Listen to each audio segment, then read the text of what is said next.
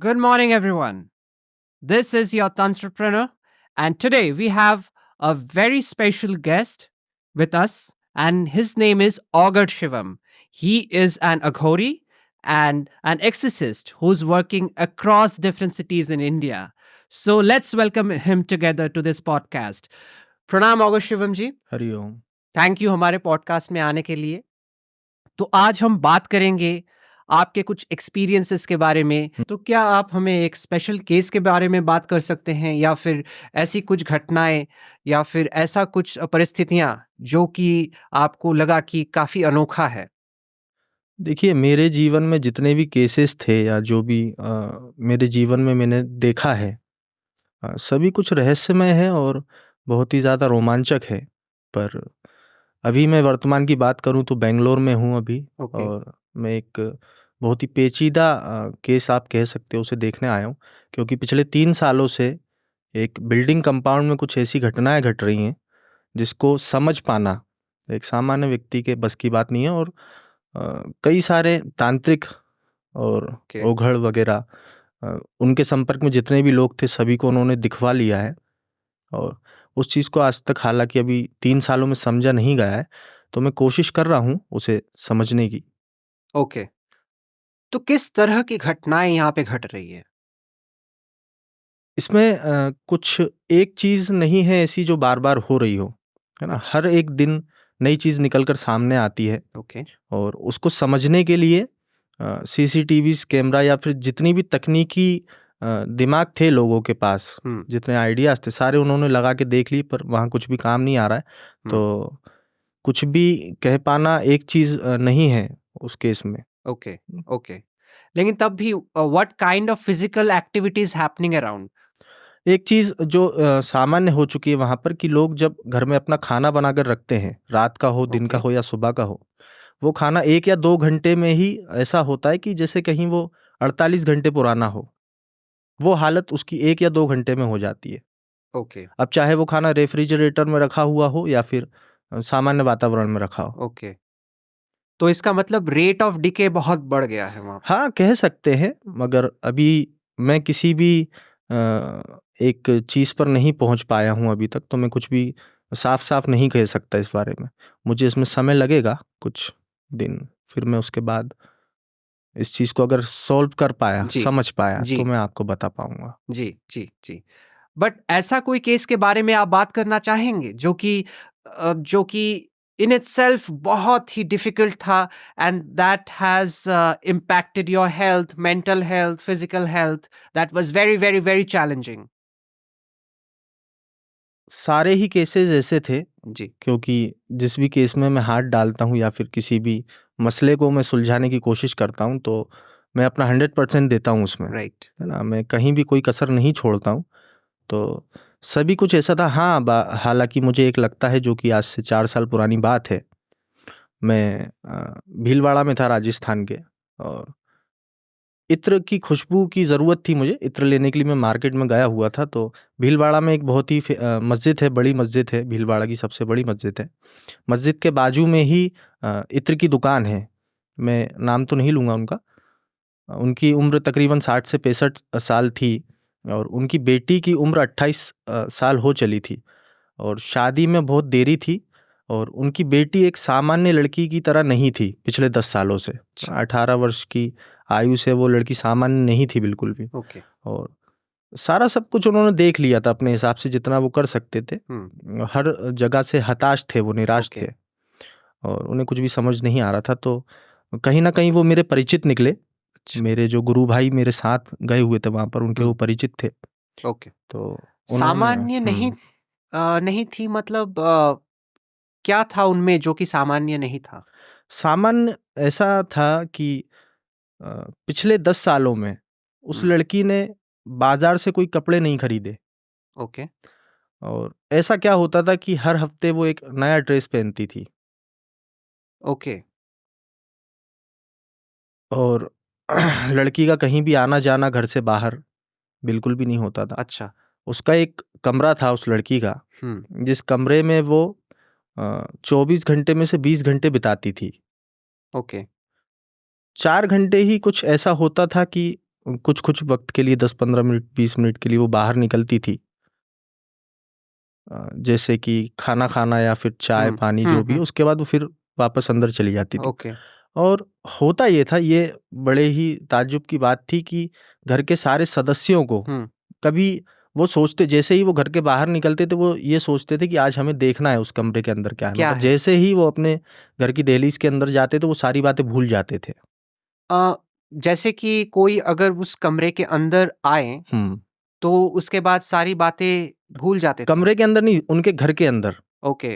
वो कमरा तो एक अलग था उस लड़की का, अच्छा। घर के अंदर ही एंटर होते ही वो सारी बातें भूल जाते थे, और ओके। जैसे ही फिर घर के बाहर निकलते थे वो सारी बातें उन्हें याद आ जाती थी। ओके। तो जो भी चेक करने आते थे कि क्या है उस मकान में, तो वो सारी बातें भूल जाते थे। And what about the family members जो वहां पे रह रहे थे, तो वे भी भूल जाते थे या फिर उन्होंने कभी उस कमरे में एंटर किया है? नहीं किया, वो भी भूल जाते थे। वो भी भूल जाते। ओके। सबसे बड़ी परेशानी यही थी। और मैं ऐसा तो नहीं कहूँगा कि इससे पहले जो तांत्रिक्स वहाँ गए तो वो कुछ समझ नहीं पाए या देख नहीं पाए, ऐसा नहीं है।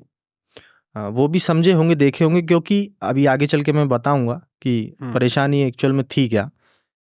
तो कई लोगों ने हाथ डालना ठीक नहीं समझा, या फिर, और मेरी तरह सब नहीं है, मैं ऐसा मानता हूँ कि मतलब एक बात होती है ना कि हम उलझना नहीं चाहते। राइट। है ना, मतलब जो सीधा सीधा काम है हमें सीधा सीधा काम करना है, और इतनी माथापच्ची कौन करे। और क्योंकि काम दूसरे का है, और परेशान वो व्यक्ति होता है ना जिसके ऊपर बीत रही हो। राइट। है ना? आपने देखा होगा किसी डॉक्टर को, वो इलाज तो करता है मरीज का, पर कुछ भी करते वक्त उसको जरा भी, वो बस यही कहता है कि बस हो गया, बस हो गया। अरे आप इतना क्यों ऐसा कर रहे हो, बस हो गया ना। मगर बीत किस पर रही होती है, वो दर्द कौन महसूस करता है, पेशेंट करता है। तो यही बात होती है तांत्रिक्स के साथ, और उनके कस्टमर कह लो या जो भी है, या वो जिसकी मदद करने के लिए जा रहे हैं। तो हर कोई इतना गहराई में उतरना नहीं चाहता, कोई इतना वक्त नहीं देना चाहता। मतलब एक्चुअली क्या बीत रही है उसके ऊपर, उसके बारे में लाइक तांत्रिक्स उतना गहराई पे जाके सोच विचार या फिर उसकी दर्द को समझना ये सब नहीं कर पाते। राइट। और आज के समय में तो हम देखते हैं बहुत मुश्किल हो चला है। राइट। तो अगर किसी ने जाना भी होगा, कुछ देखा भी होगा, तो मुझे नहीं लगता वो पहुंच पाए होंगे, या फिर वो पहुंचना नहीं चाहते थे, क्योंकि अक्सर ऐसा मैंने कई केसेस में देखा है। क्योंकि ऐसा तो कभी नहीं हुआ कि पहली बार ही कोई केस मैंने हाथ में लिया हो और वो मुझसे पहले किसी ने ना देखा हो। तो ऐसा क्यों है कि ये लोग गहराई पे जाना नहीं चाहते एज ए तांत्रिक? जितना मुझे लगता है कि उनको एक अनोखा केस देखने को मिला, तो प्रोबेबली वो एक अच्छा रिसर्च पेपर भी बन सकता है, एक केस। तो एक तांत्रिक जो कि इस मार्ग में आगे बढ़ रहा है और अपनी पहचान बना रहा है, तो वो गहराई पे क्यों नहीं जाना चाहेंगे? देखिए, सभी की प्रवृत्ति जिज्ञासु नहीं होती है। अच्छा। है ना, सभी की प्रवृत्तियां अलग अलग होती हैं। कई सारे जो तांत्रिक होते हैं वो केवल अपने जीवन पे खुद को ही महत्व देते हैं, और किसी चीज से उन्हें मतलब नहीं होता। और अगर मतलब है भी तो वो, हम कह सकते हैं, उतना ध्यान नहीं देते उन सब चीजों पे। बस वो अपना जीवन चलाना चाहते हैं कि हाँ बस मेरा जीवन चल रहा है, और सारा ध्यान मुझे अपने जीवन पर, अपने लक्ष्य की ओर रखना है। जी। तो क्या इसमें खतरा भी हो सकता है? क्या ये भी एक रीजन हो सकता है कि तांत्रिक्स पीछे हट जाते हैं? हाँ बिल्कुल, क्योंकि खतरा, इसमें ऐसा खतरा होता है कि या तो आपसे सब कुछ छीन लिया जाएगा, या फिर जितना आपके पास है उससे कहीं गुना ज्यादा आपको मिल जाएगा। अच्छा, तो ओनली एक्सट्रीम्स में काम होगा। हाँ, तो इसमें ज्यादा ऑप्शंस नहीं होते। ओके। दो ऑप्शंस होते हैं, अगर आप जा रहे हो तो उसके बाद क्या होना है वो आपको समझना होगा, संभालना होगा, या तो फिर आप वहां से पीछे हट जाएं, वापस आ जाएं। तो ये जो प्रोटेक्शन की जब बात आ जाती है, जैसे कि कोई खतरा है, या तो आप जीत जाएं या फिर हार जाएं, तो इसमें खुद को कैसे प्रोटेक्ट किया जाता है? खुद को प्रोटेक्ट करने के लिए सबसे ज्यादा जरूरी जो होता है वो होता है आत्मविश्वास। ओके। है ना, एक साधक के साथ, एक तांत्रिक के साथ सबसे बड़ी जो चीज देखनी चाहिए, और जो गुरु चाहते हैं उनके शिष्यों में जो चीज़ हो वो होता है आत्मविश्वास। क्योंकि आत्मविश्वास होगा और जितना प्रबल होगा उसके मंत्र, उसकी शक्तियाँ उतनी ज़्यादा प्रबल होंगी, उतने अच्छे तरीके से वो काम करेंगे, उतने शक्तिशाली रूप से उनका प्रभाव देखने को मिलेगा। ऑलराइट। और दूसरी चीज़ फिर ये भी आती है कि प्रहार किसके द्वारा किया जा रहा है, उसके लिए कौन सा प्रोटेक्शन आपको यूज़ करना है ओके ना। ये हम कह सकते हैं ये पूरा एक साइंस है। ओके। तो प्रहार जिसके द्वारा किया जा रहा है, डज दैट मीन कि कोई अस्त्र है, मंत्रों का अस्त्र, मंत्रों हाँ से निर्मित अस्त्र? हाँ, मंत्र जो मंत्र जैसे कि मान लो मंत्र प्रहार करता है। जी। मंत्र का प्रहार ऐसा नहीं है कि किसी ने कोई मैं एक उदाहरण दूंगा कि किसी ने ब्रह्मास्त्र चलाया। कभी ओके। ब्रह्मास्त्र चला होगा किसी जमाने में, हाँ। तो वो किसी धातु का बना हुआ था या फिर उसमें किसी भी तरीके का विस्फोट हुआ, ऐसा कुछ नहीं था। ओके मंत्रों के द्वारा जो अस्त्र चलाए जाते हैं वो ऊर्जाओं के माध्यम से चलते हैं, ओके। है ना। और जैसा कि सभी जानते हैं कि मनुष्य का जो शरीर है जी। वो सारा ऊर्जाओं से संचालित हो रहा है। राइट हर एक छोटे छोटे कण पर ऊर्जाएं विराजमान है राइट। ना। जिसे कई लोगों ने अपने तरीके से इसको लोगों को समझाना चाहा, बताया है, जैसा हम पुराणों में पढ़ते हैं या फिर किसी धार्मिक ग्रंथ में पढ़ते हैं। राइट। हालांकि मैं तो इन सब बातों में नहीं मानता हूँ, ग्रंथ पुराण वगैरह में। अच्छा, तो क्यों ऐसा क्यों? मतलब हमारे हिंदू सनातन धर्म के ग्रंथों पे आप क्यों नहीं मानते? देखिए, मैं एक हिंदू या फिर सनातनी बाद में हूँ, सबसे पहले मैं एक दार्शनिक हूँ। और क्योंकि इतने सालों में मैंने जो समझा है, सीखा है, उसको स्वीकारना मैंने ये देखा है हमेशा। बहुत कम लोग मुझे आज तक अपने जीवन में मिले हैं जो इस बात को स्वीकार पाए हों। क्योंकि मैं किसी और के द्वारा समझी गई बात या चीज़ या फिर कोई घटना अपने जीवन में सत्य मानकर उस पर नहीं चल सकता। जी। है ना? लोगों ने ईश्वर के जो रूप बताए, ठीक है, मैंने उन्हें कभी नहीं माना। जब मैंने जाना तब मैंने उसको माना। तो first experience and then believe, ये हाँ, आपका मोटो है। बिल्कुल। Right. I think we are digressing a bit. Hmm, case से हम थोड़ा हम्म, इधर भटक गए हैं। So let's come back to the case hmm. On the lady who was having हाँ, तो ऐसा डिफरेंट लाइफ। ऐसा काफी समय से चल रहा था, पिछले 10 सालों से। या तो एक होता है ना कि इंसान अ, आशा छोड़ दे। जी, यार अब सब जगह कुछ नहीं हो बहुत सकता। पैसा लगा दिया, बहुत वक्त लगा दिया, सब कुछ करके देख लिया, कोई रिजल्ट नहीं है। राइट। और अभी तक कोई भी किसी भी नतीजे पर नहीं पहुंचा है। उम्मीद कहीं ना कहीं जाग सकती थी, कब? जब ये पता चल जाता कि ये सब है क्या। ओके। ठीक है, लड़की के साथ हो सकता था कोई मानसिक बीमारी हो या और कुछ, राइट परिवार वालों के साथ भी हो सकता था कि इतने लंबे राइट। समय से ये सब चल रहा है तो हम्म। उनका दिमाग भी कहीं ना कहीं इस बात को मान चुका हो। राइट साइकोलॉजिकल प्रॉब्लम कही जा सकती थी, मगर वो सिर्फ उस परिवार के लिए। राइट। अब बात यहाँ आ रही थी, जो बाहरी लोग इस चीज को देखने और समझने जाते थे, वो भी भूल जाते थे। उनके साथ ये क्यों हो रहा था? राइट। स्ट्रेंज, मतलब घर में कोई प्रॉब्लम हो सकती है, आपने सही कहा, but that can't impact the whole village और the whole neighbourhood. Hmm, so जब ये लोग भी आ रहे थे, they are like completely perplex, मतलब क्या करना है। The moment they enter the house, they hmm, it's completely blank. Hmm, it's very strange, बहुत इंटरेस्टिंग चीज है मुझे लग रहा है। Hmm, like the energy that is living over there hmm, is able to completely wipe out the mind. Hmm. It's amazing power. So yeah, let's hear more about it. तो ये चीज़ सुनकर मैं थोड़ा घबराया हुआ था। और फिर हमने ये फैसला किया कि आज रात को हम देखने की कोशिश करेंगे। हमारे एक गुरु भाई हमारे साथ थे जिनका नाम पंकज है, वो नीमच के रहने वाले हैं। और नीमच से जो भीलवाड़ा है वो काफ़ी करीब है, तो मैं नीमच रुका हुआ था। सुबह के वक्त मुलाकात हुई जिनकी बेटी के साथ समस्या थी Okay. उनसे। शाम को हमने वापस आने का सोचा, वहाँ से हम दिन में वापस गए नीमच, हमारा जो छोटा सा काम था वो निपटाया। Okay. उसके बाद हम वापस भीलवाड़ा आए और रात हमने उन्हीं के घर में बिताने का निर्णय लिया, ओके। दोनों ने, हमारे भाई ने और हमने।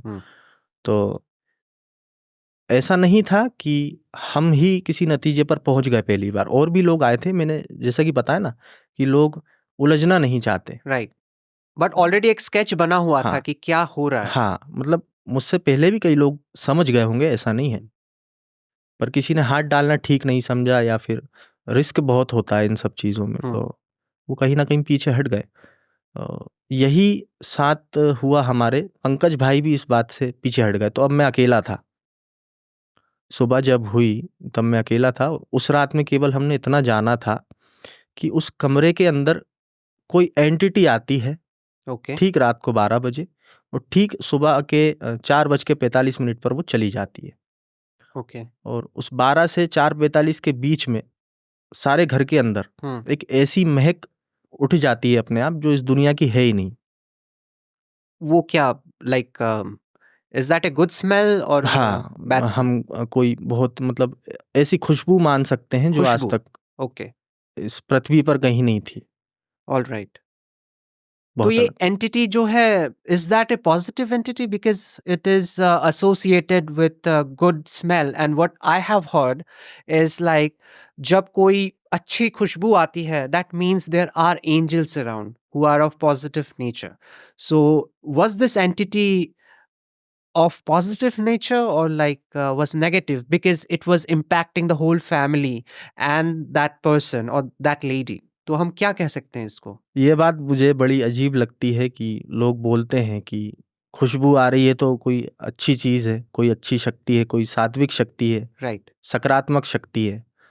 और अगर कहीं ऐसी गंध आ गई जो इंसान को पसंद नहीं आ रही, तो अब वो कहेगा कि यहाँ कुछ नेगेटिविटी है या राइट। कुछ नकारात्मक है। राइट। तो यहाँ मैं कहूँगा कि सुगंध और दुर्गंध जैसा कुछ नहीं होता, ओके। है ना? ये आपकी सोच है। ओके। एक उदाहरण मैं दूंगा आपको कि कोई परफ्यूम है या कोई किसी भी तरीके की खुशबू है, अ, आपको बहुत अच्छी लग रही है, और मैं किसी तीसरे व्यक्ति को अगर वो बताऊं, तो अगर वो एलर्जिक है तो वो कहेगा नहीं ये बहुत बेकार है, इससे सर दर्द हो रहा है, या फिर कुछ और मैं महसूस कर रहा हूँ, इसको जल्दी यहाँ से हटाओ, राइट। है ना? तो गंध अपनी जगह है, उसको सुगंध और दुर्गंध बनाना आपके ऊपर है। राइट। तो आप इन सब चीजों से ये बिल्कुल भी निर्णय नहीं ले सकते कि शक्ति क्या है, या फिर ओके। किस प्रकार का पावर ऊर्जा हमारे आसपास है यस, यस। है ना? ये एकदम पागलपन जैसा मुझे लगता है। So what you are saying is, मतलब हर एक इंसान का परसेप्शन अलग होता है, बिल्कुल, तो उसके लिए अच्छा और बुरा भी अलग होता है। तो बिल्कुल, ये सुगंध या दुर्गंध का डिसीजन जो है अपने दिमाग में है और सभी के लिए ये अलग है, बिल्कुल। right? But what we have seen in most of the films that are there in Hollywood, and things like demons and hmm, stuff, what we have heard is like there is a reeking smell hmm, of hmm, human flesh or decaying hmm, flesh hmm, that is usually associated with hmm, demons hmm, who are like inhuman hmm, spirits or hmm. inhuman entities who are here to harm hmm, humanity हुँ। और human kind. सो क्या आप इन सब चीजों में भी विश्वास करते हो? Like what are demons as per you? देखिए, डीमन्स की हम बात करें, इसको अगर हमें वाक़ई समझना है तो अपने दिमाग को एक अलग स्तर पर लेकर जाना होगा। ओके. हालाँकि हो सकता है आपको मेरी बात समझ ना आए, पर मान लीजिए, अ, 2 देशों के बीच एक युद्ध की स्थिति बनी हुई है। राइट. मैं नाम तो नहीं दूँगा उन दोनों देशों को कोई भी। एक जो देश है, वो ये आरोप लगाता है कि इन्होंने हमारे साथ कुछ गलत किया। हमारी ज़मीन पर आधिपत्य इन्होंने स्थापित किया या जमा कब्ज़ा लिया किया है. है, राइट. फ़ोर्सफुली किया है, राइट. या फिर किसी षड्यंत्र के चलते किया है, राइट. या फिर हमारे लोगों को भड़का दिया या बहला-फुसला कर, या. कुछ भी है ना? एक देश आरोप लगाता है। जी. वहीं दूसरा देश क्या करता है कि नहीं, ये तो मेरा अधिकार है, राइट. ये मेरे अधिकार के अंदर है, ये मेरे राइट्स हैं। हम्म. आप चले जाओ 50 साल पहले, देखो हमारे बीच क्या समझौता हुआ था। राइट. या फिर आप चले जाओ 2000 साल पहले, हमसे क्या छीना गया था आपके द्वारा, आज हम वो वापस ले रहे हैं। और दुनिया के इतने देश हमारे साथ हैं। और फिर कुछ आरोप वो भी लगाता है। Right. Yes, we have seen many such, wars and conflicts. Even in Asia, we have one. We all know the issue with India and Pakistan, and also Israel and Palestine. So I think it makes sense. Like for everyone, there's a different outlook. तो मैं यहाँ यही कहूँगा कि अब आप मुझे बताइए गलती है किसकी। आप बता सकते हैं मुझे, मैं मानता हूँ बिल्कुल आप बताओगे कि हाँ उसकी गलती थी, किसी एक की गलती ही बताओगे आप। मगर क्या हर व्यक्ति किसी एक की गलती बताएगा? नहीं। क्योंकि सभी का सोचना अलग है। हाँ। है ना? हो सकता है आपका निर्णय और मेरा निर्णय बिल्कुल अलग हो, विपरीत हो। राइट। राइट। क्योंकि पता नहीं आपको कौन सी बात अच्छी लग रही है, कौन सी बुरी लग रही है। राइट। ना? तो डीमंस हो, देवता हो, कोई भी जितनी भी सारी योनियां हैं, शक्तियां हैं जिनको जानते हो समझते हो, सब अपनी जगह ठीक है। ओके। आप किसी को अच्छा बुरा नहीं कह सकते हो। ओके। राक्षसों को, असुर को, दैत्यों को, आपके पास क्या अधिकार है आप किसी को बुरा कह रहे हो? ओके। So तो we have entities like that, Rakshas. बिल्कुल सब कुछ है, संसार से कुछ भी विलुप्त नहीं हो सकता। So is it the same thing like we call demons in Christianity, or वो अलग है? Like they are a different yoni altogether. सब कुछ एक ही है, Okay. तरीके अलग हो सकते हैं, नाम अलग दे दिए गए हैं, भाव लोगों के कुछ अलग हो जाते हैं, Okay. पर सब कुछ एक ही। और जिस तरीके से बुलाया जा रहा है या जहाँ बुलाया जा रहा है, तो एक बात होती है ना कि जैसा देश वैसा वैसा भेष, भेष। तो Yeah. वही चीज है। Okay. So ये जो योनियां हैं, ये क्या असंख्य है? अपने दर्शकों को हम बता देना चाह रहे हैं कि योनिया is like a species, right? If I am not wrong, ये एक स्पीशीज है जिसमें एक आत्मा जन्म लेती है। Is that correct understanding? देखिए मैं नहीं मानता कि 84 लाख योनियां होती हैं, ओके। है ना? हो सकता है किसी ने अंदाजा लगाया हो, या फिर हम कह सकते हैं 84 लाख जगह कोई घूम कर आया हो, तो उसने कहीं गिनती लगा कर रखी हो कि इतने होते हैं। तो असंख्य हैं ये। ओके। 85 लाख भी हो सकते हैं, 84 ऑलराइट। करोड़ भी हो सकते हैं। Alright. The number that we know about, हाँ। or we do not know about, maybe we have only explored 84 lakhs. So is there any significance with the number 84? नहीं, ऐसा कुछ भी नहीं है।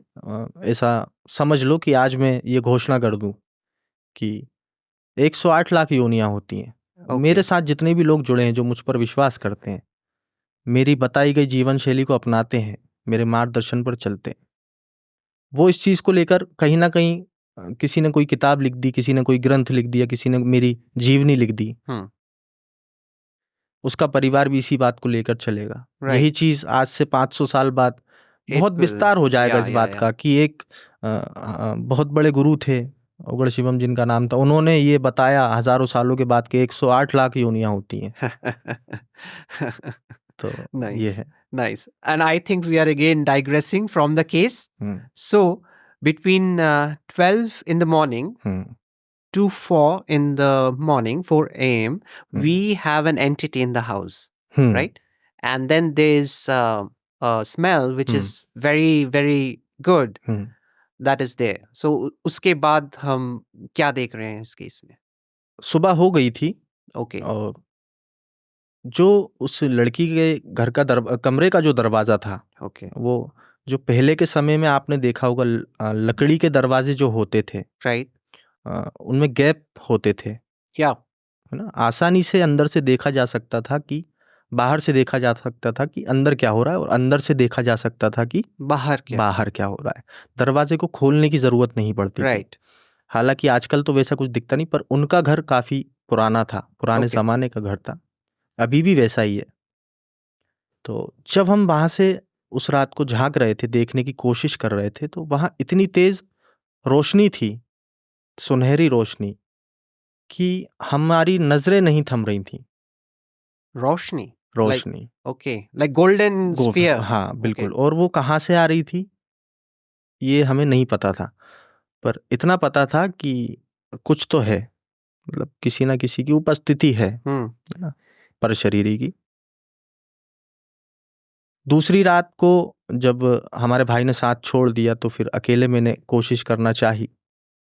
तो हमारे कुछ तकनीक होती हैं जो मैं खुलकर नहीं बता सकता सभी को। Okay. That is specific to your हाँ, हाँ, अघोर मार्ग. हाँ, ये सब गुप्त बातें हैं और मैं Okay. नहीं चाहता कि कुछ बताऊं और लोग उस चीज़ का कोई गलत मतलब निकालें और उसके बाद कहीं ना कहीं वो तंत्र को लेकर भ्रमित हो जाएं या डर जाएं Right. या फिर अपने दिमाग से वो कुछ गलत एक धारणा बना लें उस Right. चीज़ की। मैं बिल्कुल नहीं चाहता। तो उसके बाद फिर मुझे पता चला कि अंदर एक जिन है Okay. जो कि 10 सालों से उस लड़की के साथ संपर्क में है। What exactly is a jinn? वो जिनों की एक अपनी दुनिया होती है। Okay. उनका एक अपना अलग लोक होता Okay. है ना? और वो लोक पृथ्वी से बाहर नहीं, इसी पृथ्वी के ऊपर होता है Okay. ना? अभी हम जहाँ बैठे हैं हो सकता है यहाँ भी हो। That's spooky. Hmm. So so how dense is this population of jinns? Can we have someone right away walking past this podcast as well? Is that a possibility? हाँ, बिल्कुल, क्योंकि देखो हम कह सकते हैं डायमेंशंस हैं ये अलग-अलग। Okay. वो अपनी जगह हैं, हम अपनी जगह हैं।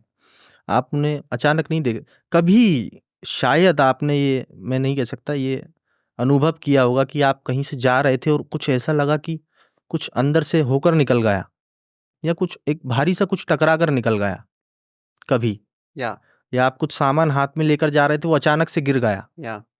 Personally, I haven't faced it, but I have heard accounts of that. So yeah, that's common, I would say. तो ऐसा हालांकि सभी के साथ नहीं होता है, Hmm. बहुत रेयरली इस चीज को देखा जाता है। तो सभी जगह उनके लोग होते हैं। तो वो जो अपने लोग का शहजादा था All right. और उसका नाम मुझे याद नहीं आ रहा है। उसका नाम मुझे अभी याद नहीं आ रहा है। Sahajada, as in like the prince of that lok. Yes. Okay.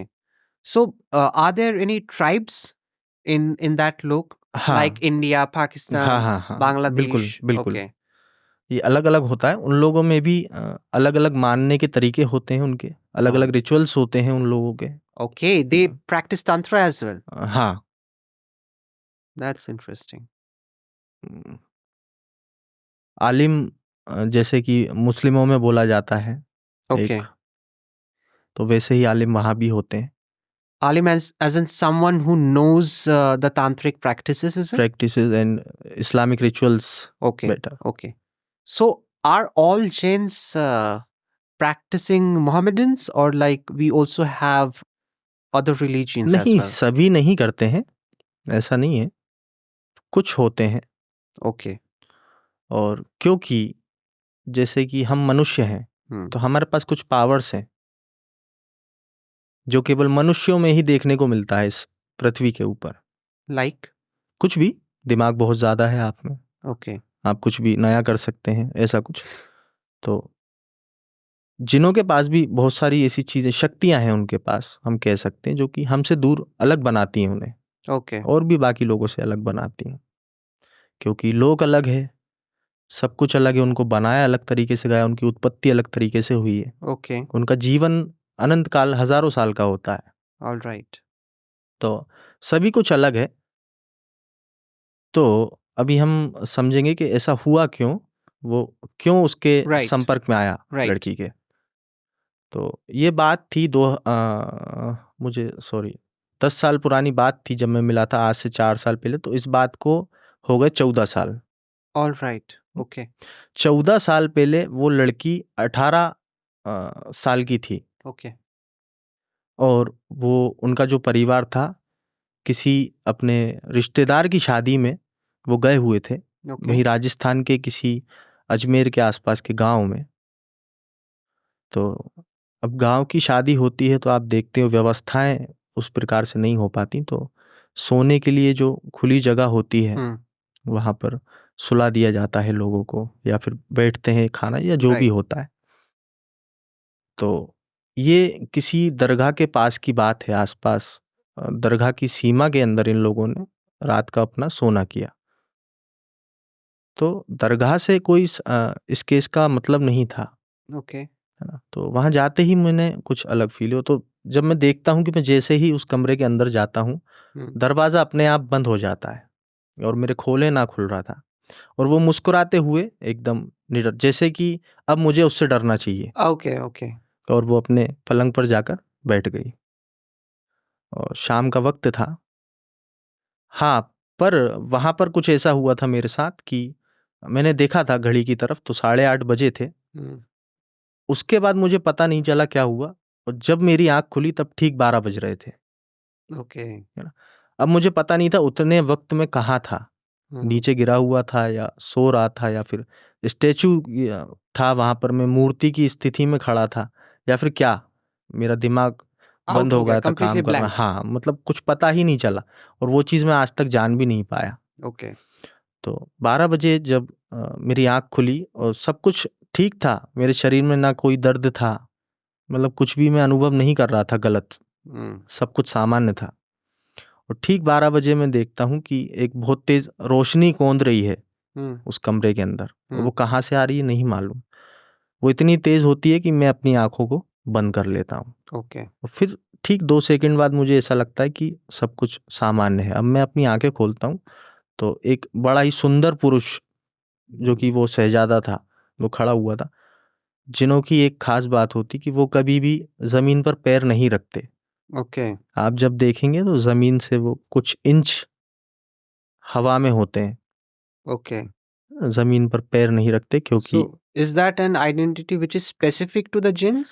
सभी के साथ नहीं है ऐसा, पर जिनके साथ इसलिए है वो भी मैं बता रहा हूँ आपको, क्योंकि अ, अधिकांश जिन जो होते हैं पाक होते हैं, मतलब पवित्र। पवित्र होते हैं और बहुत ज़्यादा इस्लाम को लेकर मानने वाले होते हैं।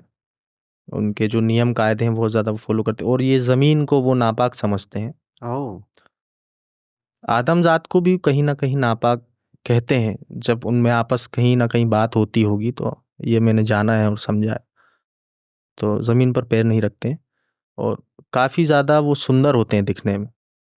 पूरे शरीर पर उनके सोने के आभूषण, ऐसे-ऐसे नग उनके शरीर पर लगे होते हैं, Hmm. जो कि पहचाने नहीं जा सकते। Nug as in stones. Stones, Okay. है ना? और भी बहुत कुछ ऐसा जो हम समझ ही नहीं पाते, Okay. और क्योंकि हमारे पास इतना वक़्त नहीं होता कि उनसे Right. पूछें या समझें। तो जब उससे मैं मिला, उससे हमारी बातचीत हुई, तब उसने मुझे एक ही बात बोली, बड़ी नम्रता से उसने मेरे साथ बात की Hmm. कि आप इन सब चीज़ों से दूर रहें, और Okay. मैं एक बार ऐसा उसने कहा मुझसे कि मैं एक बार जानना चाहूँगा कि आप कौन हैं, या फिर आपके पीछे कौन है, या फिर आपके ऊपर किसका हाथ है Okay. कि इतना मैं पावरफुल हूँ कि अच्छे-अच्छों को धूल चटा दूँ। पर आपके साथ, हालाँकि मैंने ऐसा कुछ करना तो नहीं चाहा है अभी तक, पर जो चीज़ जहाँ से मैं फ्री हो जाता था पहले, कई लोगों के साथ हुआ कि मैंने उनका दिमाग घुमा दिया, Okay. यहाँ से ध्यान हटा दिया, वो चीज़ मैं आपसे नहीं कर पाया। तो अब मैं आगे इतनी आसानी से नहीं बढ़ सकता, क्योंकि जब ये चीज़ आपके ऊपर नहीं चल रही तो मैं कहीं न कहीं कन्फ्यूज़ हूँ, ऐसा कि उसने क्या बताना था। इस्तेमाल करना हाँ, चाहिए? है ना? या फिर करना भी है या नहीं करना। Okay. तो उस जगह मैं खुश था Hmm. कि ऐसा केस मैंने पहली बार देखा था। Hmm. हालाँकि कई बार देखा ऐसा कि किसी लड़की के शरीर में किसी जिन का आना, उसे परेशान करना तरीके से। पर ऐसा पहली बार देखा था कि एक आदमज़ात भी, लड़की भी एक तैयार है Hmm. कि हाँ, मैंने जानती हूँ, समझती हूँ, फिर भी मैं राज़ी हूँ। तो ये चीज़ देखकर मैं कहीं न कहीं थोड़ा-सा खुश था और कुछ नया देखा था मैंने। Right. तो एक भावना थी मेरी भी कि अच्छी बात है, क्योंकि दोनों का व्यवहार बहुत अच्छा था और इस चीज़ से भविष्य में किसी को समस्या नहीं होने वाली थी। सबसे Okay. बड़ी बात ये थी।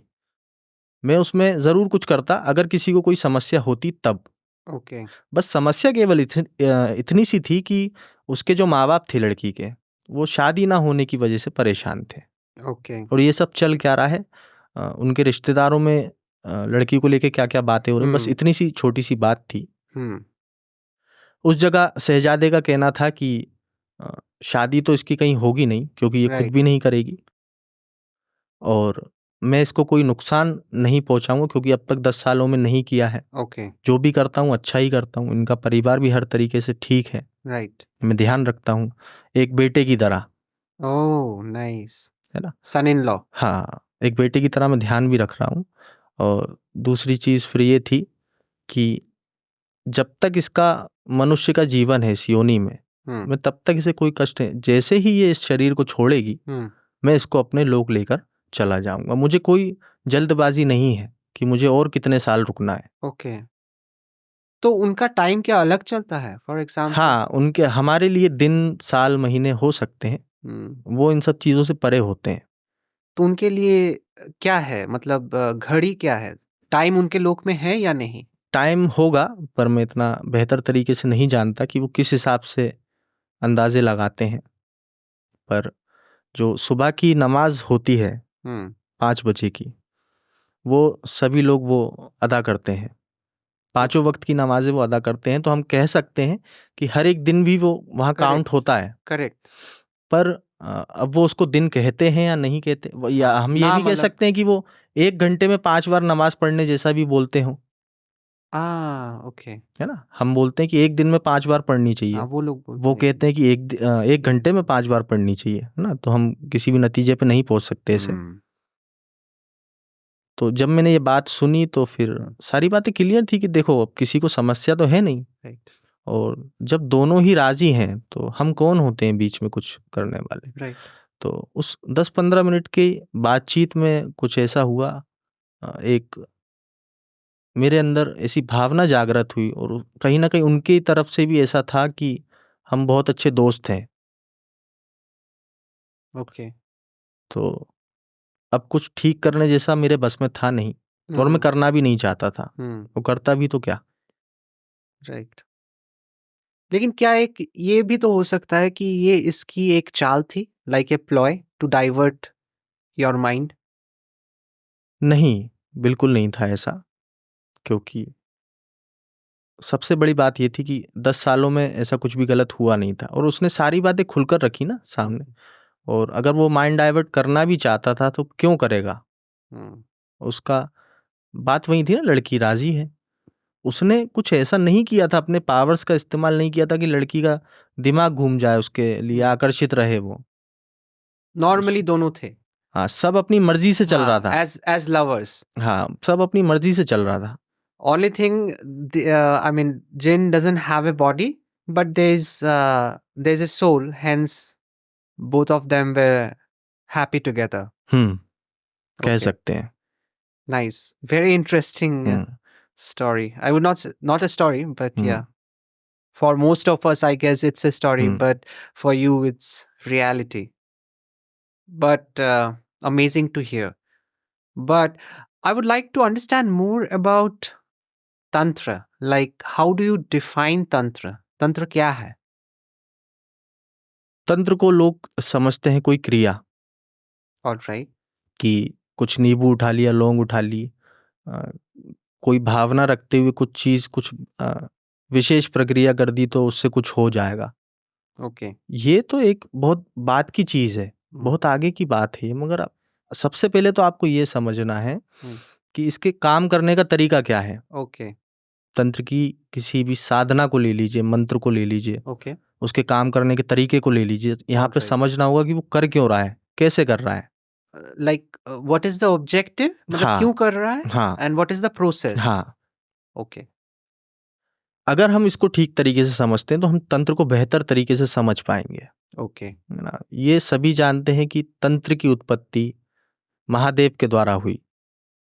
Mahadev, Lord Shiva, he है started. ना, Okay. उनके द्वारा हुई। या फिर ये भी कह सकते हैं कि उससे भी पहले था, मगर उसकी एक प्रक्रिया, सुसज्जित प्रक्रिया हम जिसे कहते हैं। Structured एक हाँ, वो नहीं था, मतलब हाँ, लोग अपने अपने हिसाब से हाँ, करते थे। है ना। तो वो हम कह सकते हैं महादेव ने लोगों को दिया भैरव तंत्र के रूप में। Okay. तो तंत्र से ही इस संसार में सारी चीजें चल रही हैं। तंत्र एक सर्किट है Okay. है ना। ये कोई साधना मंत्र शक्ति यहाँ इतनी छोटी चीजों तक सीमित नहीं है ये। Like, is that a process or system? Like when we say digestive system, we say in Hindi pachan tantra. That means it has different aspects working together in tandem to get a result. Like in this case, in our body, we are generating energy by utilizing the digestive system or pachan tantra. So, is tantra can be defined as a process that creates or generates certain objectives that that is aligned with Lord's will or Mahakal's will. देखिए कह सकते हैं कुछ हद तक ऐसा भी है, पर सबसे पहले आप ये समझो कि संसार के अंदर जो भी सारी चीज़ें हैं एक सब तंत्र के माध्यम से तो चल ही रही हैं, पर उसके साथ-साथ ये समझना होगा कि कैसे चल रही हैं। ना? पहले इसको समझना होगा। अभी जो आपने बात कही ये उसके आगे की बात है ओके ना? ये उससे पहले की बात है कि चल क्यों रही हैं? चलाया कैसे जा रहा है? या फिर कैसे एक स्ट्रक्चर तैयार होगा जिसके अ, बलबूते सारी चीज़ें बस चल रही हैं अपने आप, सब कुछ सेट कर दिया गया है कि हाँ, ऑटोमेटेड ऑटोमेटिक। ऑटोमेशन इज मतलब कैसे हो रहा है ये सब चीज़ें? इसका बेस क्या है? there has to be some consciousness, right, who creates those automation. Because if we see in our normal IT field, people would create automation, like they would script something and create that automation. That means we as humans are the consciousness behind any automation or any software that would help with automation. So in the nature, if we see, there are automations in place. So there should be some consciousness, which we could call the God consciousness, that is running behind this whole play. तो तंत्र कैसे काम करता है? पहले हम इसको समझते हैं। Okay. तंत्र काम करता है केवल एक सर्किट पर, Okay. और ये ठीक वैसा सर्किट है जैसा कि आप किसी इलेक्ट्रिक मोटर को चलाने के लिए जो सर्किट आप तैयार करते हो, Okay. ठीक उससे ही मिलता-जुलता हम कह सकते हैं। मैं विस्तार से अभी नहीं समझा सकता क्योंकि कुछ घंटों में ये चर्चा खत्म नहीं होगी और मैं इतना ठीक तरीके से विस्तार से नहीं बता सकता, है ना? और मैं नहीं चाहता कि किसी को भी किसी भी प्रकार की कोई भ्रांति हो या फिर कोई उस चीज़ का गलत मतलब निकाल ले और भ्रमित हो जाए। Right. तो तंत्र को चलाने के लिए सबसे पहले जो ज़रूरत पड़ती है वो होती है पॉइंट्स की। एक होता है धनात्मक, एक होता है ऋणात्मक, जिसे आप पॉजिटिव और नेगेटिव कहते हो, Okay. या फिर आप ये भी कहते हो कि सकारात्मक या नकारात्मक। Okay. हाँ, तो इसीलिए कहीं न कहीं कहावत है कि अच्छा है तो बुरा भी है, Right. और अगर बुरा नहीं होगा तो अच्छे का कोई वजूद नहीं होगा, और अगर अच्छा नहीं होगा तो बुरे का कोई वजूद नहीं Correct. होगा। हाँ. तो बैलेंस, दोनों ध्रुवों का बैलेंस बिगड़ना ही इस पूरी सृष्टि, हम कह सकते हैं पूरे यूनिवर्स में, किसी भी आपदा को जन्म देता है या फिर कुछ भी परिवर्तन आता है, तो केवल इनके असंतुलित हो जाने के कारण। अच्छा. तो जैसे ये सुनामी आता है या फिर कोई कोई भी फिजिकल बहुत बड़ी चीज आती है, तो इसके पीछे एनर्जी का डिसबैलेंस ही. बिल्कुल, है ना? और Okay. ये बात केवल पृथ्वी की नहीं है Okay. ना? असंख्य ग्रह हैं यहाँ पर, Okay. है ना?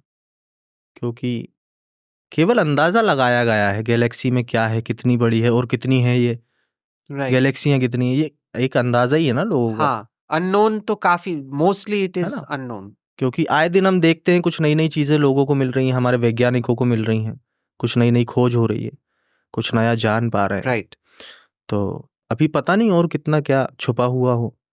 राइट. सो क्या हम कह सकते हैं कि ऑब्वियसली एलियंस से हम संपर्क कर सकते हैं, या फिर तंत्र में कोई ऐसा मार्ग है जिसमें हम एलियंस से संपर्क करते हैं? जैसा कि आपने कहा, अनगिनत ग्रह हैं ऐसे जहाँ पे लाइफ फॉर्म्स रह सकते हैं. तो तंत्र में इसकी क्या चर्चा की गई है? हो सकता है, और मैं इस विषय पर खुलकर नहीं बोलूँगा। अगर आप मानते हैं कि एलियंस हैं या फिर देखना है या फिर उसको जानना है, तो अ, अभी हमने जो चर्चा की जिन के लोक के विषय में, जी, तो उसको भी हम एलियंस मान सकते हैं, क्योंकि वहाँ भी ठीक सब कुछ वैसा ही चल रहा है। ऑल राइट, उनके यहाँ खाना बनता है, वो खाते हैं, सोते हैं, ओके, बच्चे पैदा उनके यहाँ भी हो रहे हैं, ओके, मरते भी हैं उनके यहाँ एक समय आने पे, ऑल राइट, है ना? तबीयत उनकी भी खराब होती है, कमाने के लिए काम उन्हें भी करना पड़ता है। ओह! तो आप कह सकते हो कि तो वो भी तो जीवित एक अवस्था में ही है ना। इकोनॉमी चलती है हम्म, वहाँ पे भी, like hmm, production, selling, hmm, it's very similar to what we have in Earth hmm, in all aspect. But only thing is their time and dimension is different. कुछ तो रहेगा ना फर्क। Time and hmm, space. All right. All right. So that's great. Like you have right now mentioned that Mahadev से हमारे तंत्र की उत्पत्ति है. हम्म, So आप इस बारे में क्या कहना चाहेंगे जो कि दुनिया के अलग प्रांतों में रिचुअल्स चल रही हैं, जैसे कि पकड़ लेते हैं लैटिन अमेरिका की बात, जहाँ पे शामन्स है, रशियन शामन्स हैं, ये लोग एक तरीके से तांत्रिक क्रियाएं ही करते हैं, हम्म, बट इसमें महादेव का क्या रोल है? जैसे कि आपने कहा हम्म, महादेव से तंत्र की उत्पत्ति है, तो क्या हम लैटिन अमेरिका के जो शमानिक रिचुअल्स है या फिर हम्म। रशियन शमानिक रिचुअल्स है, इसको तंत्र के अंतर्गत मानेंगे या फिर इसके बाहर? शुरुआत उनकी यहीं से है। अच्छा,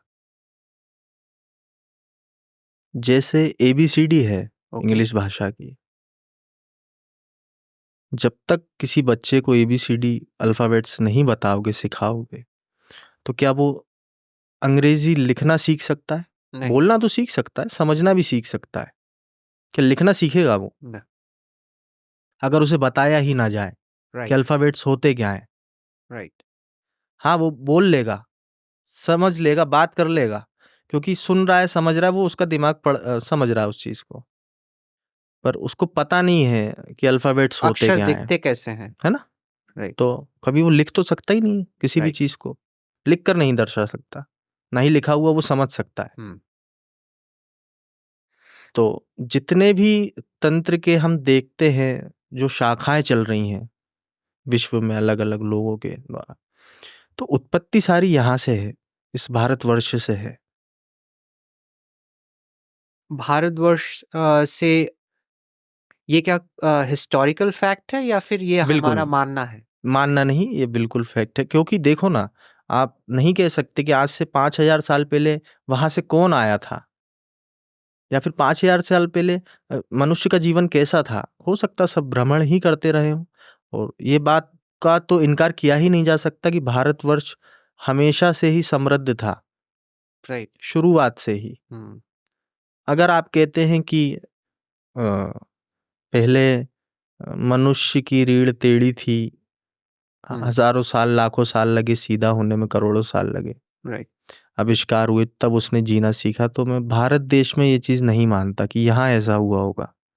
हो सकता है वहाँ हुआ हो, और ये खोज, ये बातें भी यहाँ की नहीं है हुँ, कि पहले वो वानर था फिर नर हुआ।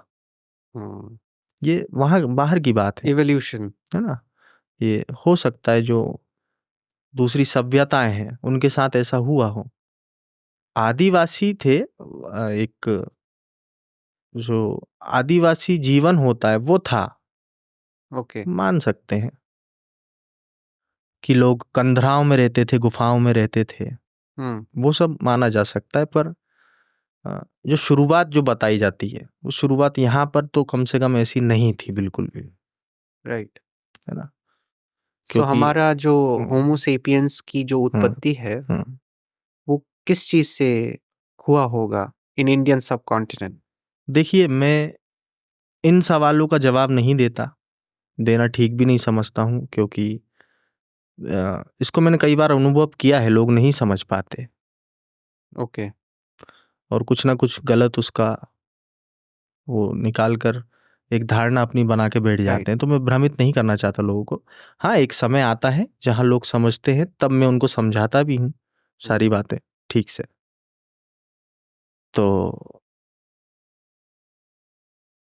पता नहीं किस समय कौन आया, क्या सीखा?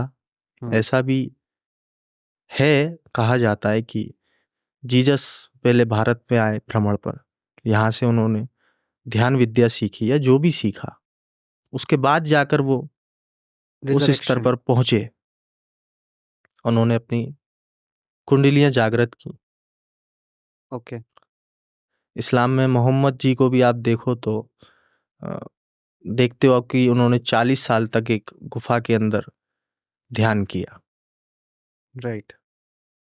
तो 40 साल तक ध्यान करना उन्होंने किसी से तो सीखा होगा। जी। अब हो सकता है जिससे सीखा हो या जिससे केवल जानकारी मिली हासिल हो, की हो या।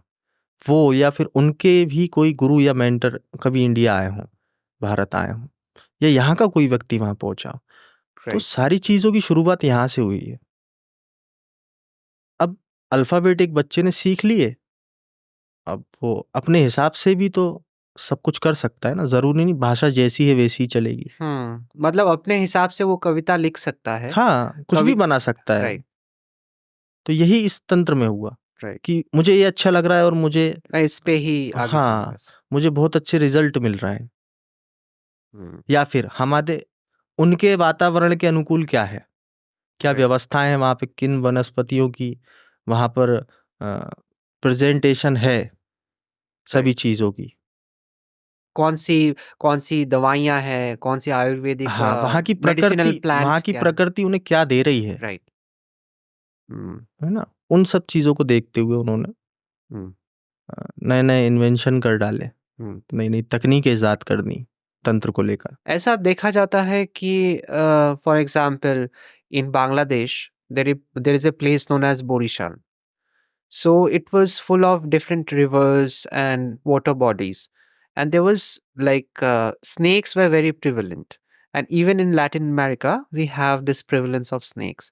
So ऐसा देखा जाता है कि जहाँ पे फिजिकल फॉर्म में स्नेक्स बहुत डिस्टर्ब करते हैं ह्यूमैनिटी को, ह्यूमन काइंड को, they start practicing different worship towards that god, like snake god. In Bangladesh, Borishal, we have Monosha. So Monosha is a serpent god, like we all know, and we pray to Monosha so that we are protected from snakes and venomous snakes. So क्या आपको ये लगता है, is that something that can impact the snakes, or it is like a superstition to have worshipping the snake gods so that it can protect us from the snakes? देखिए, मैं यहाँ नहीं समझ पा रहा हूँ कि आप कहना क्या चाह रहे हैं, पर साँप को लेकर जो बात है, आप कह रहे हो, तो आपने देखा होगा कि कोई चित्र दर्शाते हैं 7 चक्रों को, तो वहाँ पर जो उसकी शक्ति को दर्शाया गया है, वो एक साँप की आकृति देकर दर्शाया गया है। देखा है आपने, समझ रहे हैं मैं क्या बोल रहा हूँ? जी। तो नाग आकृति को पूजना, ये ठीक बिल्कुल ऐसा नहीं कि आप किसी नाग को पूज रहे हैं या नाग के देवता को पूज रहे हैं। आप उस ये एक शक्ति का चिन्ह है। अच्छा।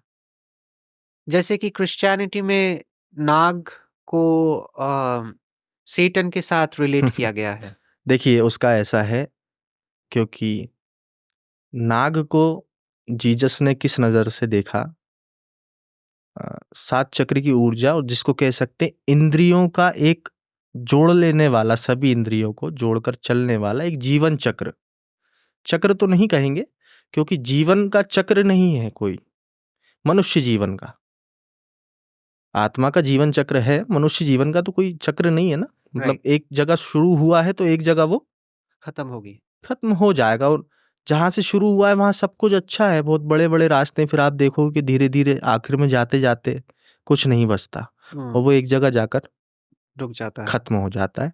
तो जीसस ने साँप को जोड़ा हम्म। मनुष्य की इंद्रियों से, ओके। है ना? तो तब उन्होंने बताया कि इंद्रियाँ ही तुम्हारी दुश्मन है। उसे एक सैटन नाम दे दिया कि ये तुम्हारा बुरा चाहेगा हमेशा, तुम्हें भटकाने की कोशिश करेगा। मतलब सत जो मार्ग है, सतमार्ग हुँ, से तुमको डिविएट कर देगा हुँ, और इंद्रियों के वश में लेके जाएगा। आप इंद्रियों के वश में ही रहोगे। हम्म। इंद्रियाँ ही शैतान है कहीं न कहीं। हुँ। लेकिन इंद्रियाँ हमको सतमार्ग में भी तो ला सकती है, बिल्कुल ला सकती हैं। राइट? तो इसका मतलब एक इंसान के ऊपर निर्भर करता है कि वो इंद्रियों को कैसे यूटिलाइज़ करेगा, बिल्कुल। राइट? ठीक है। तो हम थोड़ा आगे बढ़ते हैं इसके। क्या आप हमें इस बारे में बता पाएँगे कि तंत्र के डिफरेंट पार्ट्स क्या हैं? जैसे कि हमने सुना है और हमने एक्सपीरियंस भी किया है यंत्र के बारे में। हुँ। यंत्र जैसा कि सभी को अपने दर्शकों को बता दूँ एक ज्योमेट्रिकल स्ट्रक्चर है, जिसके माध्यम से हम ऊर्जा को कंट्रोल कर सकते हैं। तो तंत्र के डिफरेंट पार्ट्स में हम हम किस चीज़ों को ला सकते हैं? जैसे कि तंत्र, मंत्र और यंत्र, इसके बारे में अगर हम थोड़ी चर्चा करें, तो आप बताएँ कि तंत्र, मंत्र और यंत्र कैसे रिलेटेड है और कैसे अलग है एक दूसरे से? देखिए ये रिलेटेड नहीं है, ना ही अलग है। एक ही चीज़ के कई पहलू हैं। अच्छा, तंत्र का मतलब एक ऐसी अटैची जिसको आप खोलोगे तो उसके अंदर बहुत सारे रंगीन छोटे-छोटे से कंकड़ हैं या नग हैं, कोई स्टोन है, कुछ ख़ास है, हीरे हैं, जवाहरात, जो भी आप समझना चाहो, मानना चाहो, वो है। तो सब कुछ उसके अंदर की चीज़ है, हर एक चीज़ की अलग-अलग संभावना है और कहीं न कहीं सब एक-दूसरे के पूरक हैं। ओके, साधना की ये कुछ हम कह सकते हैं भाग होते हैं। ओके, यंत्र भी एक साधना का भाग है, मंत्र तो है ही, ध्यान भी एक साधना का भाग होता है, ओके। बहुत सारी चीज़ें होती हैं। तो इन चीज़ों को आप ये नहीं कह सकते कि जुड़ी किस प्रकार है या अलग किस प्रकार है। ये अच्छा, सब है एक ही चीज़। तो साधनाओं के अलग स्तरों पे इसका इसका इस्तेमाल होता है। हाँ, सभी साधनाओं के स्तर अलग होते हैं, काफ़ी सारी चीज़ें अलग होती हैं। ओके, उसके बाद फिर ये निर्णय लिया जाता है कि किस-किस चीज़ों की आवश्यकता पड़ेगी। ये सब गुरु निर्धारित करते हैं। अच्छा। मतलब जिस प्रकार की शक्ति हो या फिर जिस प्रकार की एनर्जी को हमें मैनिफेस्ट करना है, उसके हिसाब से ये डिसीजंस गुरुज़ लेते हैं कि तंत्र का इस्तेमाल होगा, यंत्र का होगा या फिर मंत्र का होगा। लेकिन एक चीज़ मुझे काफ़ी मतलब कन्फ्यूज़ करती है कि जैसे कि हमने कहा तंत्र, मंत्र और यंत्र 3 भाग। लेकिन इसके रूट में तो तंत्र ही है ना? लाइक तंत्र को 3 अ, भागों में बाँटा गया है, तो तंत्र को तंत्र ही क्यों कहा गया है? फॉर एग्ज़ाम्पल इनिशियली यहाँ से तंत्र शुरू होता है। अगर इसको 3 भागों में बाँट दें हम, एक रूट बनता है तंत्र का, दूसरा मंत्र का और यंत्र का। तो ये ऊपर वाला तंत्र और ये नीचे वाले तंत्र में क्या डिफ़रेंस है? नहीं, मुझे ये नहीं मालूम कि ये 2 नाम दिए क्यों जा रहे हैं, है ना? तंत्र का अर्थ सीधा-सीधा सा है, तंत्र मतलब एक व्यवस्था। व्यवस्था, राइट। आप कहते हो तंत्र साधना, तो मैं उससे ये कहूँगा कि आप एक व्यवस्था की साधना व्यवस्था में रहकर एक साधना करना चाहते हो। अपना कोई स्वार्थ आप साधना चाहते हो, कुछ प्राप्त करना चाहते हो, एक व्यवस्था में रहते हुए। हुँ, अच्छा, ठीक है। तो अभी तंत्र को देखा जाए तो इसकी कितनी शाखाएँ हैं आज के दिन में अगर हम इसकी बात करें तो? इसकी असंख्य शाखाएँ हैं और जितना मैं जानता हूँ, तो बहुत सारे पंथ संचालित हैं, संप्रदाय हैं बहुत सारे, जिसमें से कुछ सार्वजनिक और लोकप्रिय हैं जैसे कि अघोर पंथ है, दक्षिणी पंथ है, कौल मार्ग है, बहुत सारे हैं। और वैदिक तंत्र का भी कोई शाखा ऐसा हाँ, है? वो भी है, तंत्र की ही एक शाखा है वैदिक तंत्र, जहाँ पर बहुत सारे नियम कायदे होते हैं, बहुत सारे बाउंडेशंस होते हैं साधक के ऊपर। तो मेरा नेक्स्ट प्रश्न ये रहेगा कि तंत्र और वेद इसकी उत्पत्ति क्या अलग है? इसका जो स्ट्रक्चर है, काफ़ी डिफरेंसेस देखने को मिलता है इन आउटलुक ऑफ बोथ देखिए, इसको जानने के लिए भी हमें बहुत पीछे जाना होगा। ये बात तब से है, पता नहीं मैं कह नहीं सकता कितने साल या कितने हजार साल, एक समय ऐसा था कि दो मत में लोग बटे हुए थे। एक मत था शैव मत, दूसरा था वैष्णव मत। तो वैष्णव मत ने शुरुआत से ही सब कुछ अपना अलग चलाया। वैष्णव मत हमेशा एक हम कह सकते हैं कूटनीति को अपनाते आया है। मेरा कहना गलत लग सकता है कुछ लोगों को, मगर ये सच है। ऐसे लोगों को हमेशा आकर्षित किया, जोड़ के बांध के रखना। अच्छा, लोगों को भी ये चाहिए कि थोड़ा सा डिप्लोमेसी। कहते हैं ना, मिर्च मसाला हो, मजा आए मतलब जीने में। ओके। सब कुछ इजी हो जाएगा तो फिर मजा क्या है जीने में। राइट। मतलब हमें इतने सारे वो चाहिए नियम कायदे। बाहर की चप्पल घर में लेकर मत आओ, गंदगी आ जाएगी। पूजा कभी बिना नहाए नहीं करनी चाहिए, भगवान रुष्ट हो जाएंगे। आपको शराब नहीं पीनी है, आपको मांस नहीं खाना है, आपको कर्म भी अपने हिसाब से आप पहले निर्णय ले लेना क्या अच्छा है क्या बुरा है, फिर उसके बाद आपको बुरे कर्म नहीं करने, हम्म।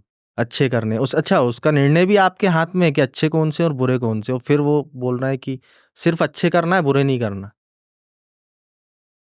ओके। तो ये चीज आज के समय में तो बिल्कुल लोगों के लिए नुकसानदायक है। इस चीज से निकलना होगा और मेरा उद्देश्य यही है कि धर्म की जो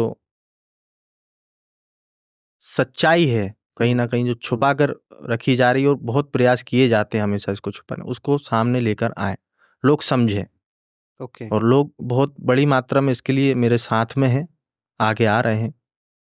और आगे चल के बहुत जल्दी हो सकेगा तो हम्म। ये भारतवर्ष जानेगा हम्म। कि सनातन क्या है और क्या सिखाना चाहता है, क्या बताना चाहता है, और जीवन शैली क्या होनी चाहिए एक सनातनी की या फिर सभी की, किसी भी मनुष्य की। मैं किसी भी धर्म का विरोधी नहीं हूँ, किसी भी संप्रदाय का विरोधी नहीं हूँ, और ना ही मैं अपना कोई संप्रदाय, पंथ या मार्ग बनाना चाहता हूँ। तो आपका उद्देश्य है सिर्फ लोगों को सच बस आप उसको एक बार जान लें, निर्णय फिर आपके हाथ में है। तो ये सच जानने के लिए क्या करना पड़ेगा? कोई साधना करनी पड़ेगी या फिर क्या है इसका नहीं, ऐसा मार्ग? कुछ नहीं है। जानेंगे तब आप, या आप मुझसे मिलें या फिर मुझसे जुड़े लोगों से मिलें। अच्छा। जितनी ज़्यादा चर्चाएं होंगी लोग जानेंगे। एक समय वक्त देना होगा, ये कुछ घंटे की चर्चा नहीं है कि आप मेरे किसी शिविर में आते हैं, एक दिन सारा बैठते हैं, हम बातचीत करते हैं, आपके सवाल जवाब होते हैं और सब कुछ क्लियर होगा, ऐसा नहीं है। ये सालों की। हाँ, वर्षों तक ये चीज़ चलेगी। और हर दिन हर एक मुझसे मिलने पर, चर्चा पर नए नए सवाल पैदा होंगे। हम्म। ओके। तो आपका जो मार्ग है, क्या हम इसे अघोर कह सकते हैं? हाँ, बिल्कुल कह सकते हो अघोर मार्ग, क्योंकि अघोर मार्ग, अघोर पंथ, ये सब चीज़ें अलग हैं। मैं अघोर तत्व को बहुत अच्छे तरीके से समझता हूँ और अपनाता हूँ। ओके, अघोर और तत्व। हाँ, और मैं चाहता हूँ कि इस सृष्टि में जितने भी जीव हैं, हम्म। सारे जीव अघोर तत्व को लेकर चल रहे हैं। केवल एक जीव रह गया, मनुष्य, अच्छा। जो कि इसे अपना नहीं पा रहा है, चाहकर भी नहीं अपना पा रहा है। उसका मन जानता है। तो ये अघोर तत्व है क्या? अघोर तत्व, अघोर तत्व आप देखो, अभी जैसा मैंने कहा कि मनुष्य नहीं अपना रहा है, बाकी हर एक जीव अपनाता है। तो मनुष्य भी अपनाता है, मगर एक समय आने पर उस चीज को वो खुद से अलग कर देता है या लोगों के द्वारा करवा दिया जाता है। आप देखो कि एक छोटा बच्चा जो कि 1 साल का है या 2 साल का है, खाने का कुछ भी सामान आप उसे देते हो, नीचे गिर जाता है, वो उठा के उस चीज को खा लेता है। खा लेता है। बच्चे ने पेशाब कर दिया है, खाने का सामान वहां गिर गया और पेशाब में वो चीज उसकी खाने की गिर गई, राइट। वो जरा भी संकोच नहीं करेगा उठा के खाने में। राइट। तो मतलब उसके दिमाग में अभी तक बैठा नहीं है कि ये खराब है, हाँ। ये दुर्गंध है, ये गंदा है। इसीलिए बच्चों को भगवान का रूप कहा जाता है, क्योंकि वो ये जानता है कि संसार के अंदर सारी चीजें किसके द्वारा बनाई गई हैं, कोई है, ईश्वर, राइट। ईश्वर कह लो, भगवान कह लो, जो जो भी नाम आपको देना है, कुछ तो है जिसने ये सब बनाया है। तो वो ये जानता है, वो बच्चा, कि सब कुछ उसका बनाया हुआ है, तो कुछ भी अच्छा या बुरा कैसे हो सकता है? समभाव से देखता है। हर एक चीज को। फिर जैसे जैसे उसकी उम्र बढ़ती है, वैसे वैसे उसका परिवार उसमें अ, अवगुण डालना शुरू करता है। हम्म, लोग कहते हैं कि बहुत अच्छे संस्कार दिए हैं, मैं कहता हूं तुमने सब खत्म कर दिया। उसका जो नेचुरल स्टेट हाँ, था हाँ, वो बिगाड़ मैं दिया। ये कहता हूं कि आपने संस्कार नहीं दिए हैं, कूट कूट के अवगुण इसमें भर दिए, और बहुत अच्छे तरीके से भरे हैं। मतलब हाँ। कोई बड़ी उम्र का मेहमान घर में आता है तो तुरंत खड़े हो जाना, उसके सामने बैठना नहीं, नमस्ते करना है। एक अपना जो तुम्हारा असली चेहरा था उसे छुपा लेना है, मासूम सा चेहरा आपको रखना है, मुस्कुराना है, झूठी आवाज आपको निकालनी है, मीठी लगे जो थोड़ी सी, और नजरें झुकाकर रखनी है, हाँ। और किसी बात का जवाब नहीं देना है। हाँ। मम्मी पापा से भी, छोटे भाई बहन, बड़े भाई बहन से भी बहुत अच्छे से बात करना है, बहुत प्यार से बात करना है। मतलब जो आप आपके अंदर है वो बाहर नहीं आ पा रही है कहीं ना कहीं। आप इसको छुपाते क्यों हैं? क्या मिल रहा है छुपाने से? आई थिंक डिफरेंट डिजीजेस ही मिल रहे हैं, फिर क्योंकि हमारी प्रवृत्ति जो है उसको हम फिर रोक रहे हैं। लोग आज के समय में हम देखते हैं बहुत ज़्यादा परेशान है, बहुत ज़्यादा डिप्रेशन है, बहुत ज़्यादा, मतलब सब कुछ है, पैसा है, नौकरी है, परिवार है, फिर भी कहीं ना कहीं मन अशांत है। वो अशांत क्यों है? अशांत आपने कर रखा है, हम्म। तो किसी और ने नहीं। तो हमारे भारतवर्ष में या फिर पूरे विश्व में ये अघोर पंथ के इतिहास में क्या दर्ज है, मतलब उसमें क्या दर्जित है? क्योंकि ये तो अघोर तत्व हो गया जो कि एसेंस है इस चीज का, अघोर कॉन्शियसनेस। बट एज ए पंथ इसकी क्या इतिहास है भारतवर्ष में या फिर पूरे विश्व में? इसके लिए सभी का अपना अपना मानना है। आप किसी भी अघोरी से मिलेंगे तो सभी के द्वारा आपको अलग अलग बात बताई जाएगी। तो जब सभी के द्वारा अलग अलग बात बताई जा रही है, तो मैं इन चक्कर में बिल्कुल भी नहीं पड़ूंगा, क्योंकि पहले ही 100 तरीके की बातें हैं, और मैं नहीं चाहता कि अब 101 भी मेरे द्वारा हो जाए। तो जब भी हुआ हो, जैसे भी हुआ हो, मुझे उससे मतलब नहीं, मैंने जन्म लिया इस चीज़ को जाना, और बस इतना काफ़ी है। लेकिन जैसे आपने कहा कि वैष्णवाइट्स और हम्म, शिवाइट्स, तो ये दो डिविजन्स पहले हम्म। थे। तो कहीं ना कहीं हम शिवायतों से इसको जोड़ सकते हैं, हाँ, शैव शिवाइट्स, मत, शैव शैव मत मत से। ही सबसे पुराना मत है, ऐसा कहा जाता है। और ऐसा अब इस बात में दो राय नहीं है, ज़्यादा बातें आपको देखने को नहीं मिलती हैं। इस बात में सभी एग्री करते हैं कि दो मत शुरुआत से रहे, और शैव मत काफ़ी पुराना था, और मूर्ति पूजा जो हाँ। थी हाँ। शैव मत के द्वारा शुरू की गई। अच्छा। वैष्णव मत निराकार परम ब्रह्म को पूजता था। अच्छा। अच्छा। तो हाँ, ये जो हमारी पौराणिक गाथाएं हैं, जैसे हम्म, कि एक मुझे अभी याद आ रहा है, दक्ष की जो कथा है, हम्म, जो कि भगवान विष्णु के काफी करीबी हम्म, इंसान थे। और उस स्टोरी में जैसे वो शिव शिव जी को अपना जो पोर्शन है यज्ञ का वो नहीं देना चाह रहे थे, एक अपमानित कर रहे थे। तो इसमें क्या हम देख सकते हैं हमारे इतिहास का एक छोटा सा चित्र इन गाथाओं में, कि हाँ एक मतभेद तो रहा ही है? हाँ, ये शुरुआत से रहा है, ये प्रजापति दक्ष के पहले भी था, अच्छा। क्योंकि पहले था तभी तो प्रजापति दक्ष में ये चीज आई। हाँ। अगर ये उससे पहले नहीं होता, तो क्या केवल प्रजापति दक्ष ने इजाद किया? ये नहीं, ये हाँ। इजाद नहीं, शुरुआत से ही है। उनमें ये डाला गया, ये संस्कार हम्म, डाले गए उन्होंने कि देखा, उन्होंने हाँ। समझा उस चीज को। जैसे कि आज आप देखते हो, ये मेरा निजी अनुभव है, और हर कभी मेरे साथ ऐसा होता ही रहता है कि हम किसी सभाओं में जाते हैं जहाँ हमें बुलाया जाता है, तो वहाँ पर वैष्णव मत के जो गुरु होते हैं, उम्र दराज साधक होते हैं, भक्त संत जो भी कह लो आप होते हैं, तो हमें देखकर वो कुछ दूर हमसे दूर बैठना चाहते हैं वो, या फिर हम उनकी तरफ मुस्कुराकर देख रहे हैं तो वो नज़रें फेर लेते हैं। सभी नहीं करते मगर कुछ-कुछ। तो अपमानजनक तो नहीं लगता, बस यही चीज़ खलती है कि अ, जो भेदभाव हुँ, और ये सब करने की उनको शक्ति और ज़रूरत क्यों पड़ रही है? उनके मानने वालों की वजह से, राइट। है ना? क्योंकि इंसान के भी 2 पहलू होते हैं। मैंने जैसा बताया ना प्रवृत्ति, एक प्रवृत्ति वो हो गई कि जीवन में मज़ा चाहिए, डर चाहिए, डर जो बैठा रखा है उसको पाले रखना है। और एक वो होता है कि निर्भीक, हाँ ठीक है, जो है सब मेरा है, सब छोड़ो मैं खुल के जीऊँगा। हालाँकि ऐसे कम लोग होते हैं। हुँ। जितना मैंने सुना है रिलीजियन शब्द का जो रूट है, हुँ, उसमें यही बताया जाता है कि टू बाइंड हुँ, मतलब उसको बाँध के रखो। हुँ। मतलब एक और बंधन हाँ, बेसिकली। तो बंधन नहीं देने हैं, खोलना है सब चीज़। अरे राइट, सब कुछ छोड़ो ना, क्या राइट। हुआ, कैसे हुआ और आगे क्या होगा तुम्हें उससे मतलब क्या है? प्रेज़ेंट में जीना है। आपका जीवन 50 या 60 या 70 या 80 साल का है।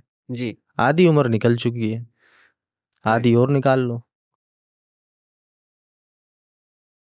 बहुत अच्छी बात है। मतलब मोमेंट पे जियो। जैसे कि अभी बस। हम बात कर रहे हैं तो इसी में हमारा संपूर्ण फ़ोकस हाँ, होना चाहिए। बस। राइट। तो अगर शिवम जी ये ग्रामीण तंत्र क्या है? मैंने काफ़ी सुने हैं कि ग्रामीण तंत्र जो कि तंत्र से थोड़ा अलग है, जो कि हमारे पुराने शैव मत नहीं से निकला देखिए, हुआ अलग है। नहीं है।